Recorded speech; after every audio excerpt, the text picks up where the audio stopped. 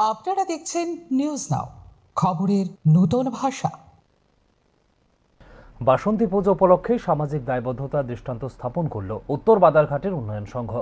পূজার আয়োজনকে কেন্দ্র করে সংগঠনের উদ্যোগে অনুষ্ঠিত হল স্বেচ্ছায় রক্তদান শিবির সহ একাধিক জনকল্যাণমূলক কর্মসূচি। এদিনে শিবিরে অংশ নেন এলাকার যুবক যুবতী সহ বিভিন্ন বয়সের মানুষ। পাশাপাশি স্বাস্থ্য সচেতনতা বার্তা ছড়িয়ে দেওয়া না হয় উদ্যোগও। ধর্মীয় উৎসব শুধু আচার অনুষ্ঠানের মধ্যেই সীমাবদ্ধ না রেখে সমাজের কল্যাণে কাজ করাই তাদের মূল লক্ষ্য বলে জানিয়েছে ক্লাবের কর্মকর্তারা। ভবিষ্যতে এই ধরনের সামাজিক উদ্যোগ অব্যাহত থাকবে বলে জানিয়েছে ক্লাব কর্তৃপক্ষ।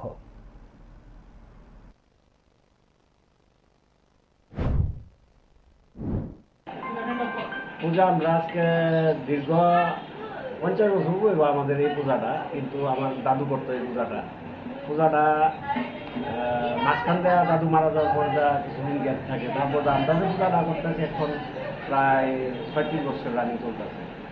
আর পাশাপাশি বাড়িতে একটা রক্তদান শিবির করি। শিবিরে আমার ফ্যামিলি যারা আছে, আমার ভাই যারা আছে, ভাই বন্ধু, তারা সবাই মিলে রক্তদানটা মানে উৎসবের মেজাজে সেটা রক্ত দান করে থাকে।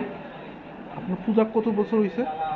হ্যাঁ, পূজা কয় বছর হয়েছে? 36 বছর রানিং চলছে। আর রক্তদান শিবির কয় বছর ধরে করতে? রক্তদান শিবির আজকে 4 বছর ধরে করতেছে।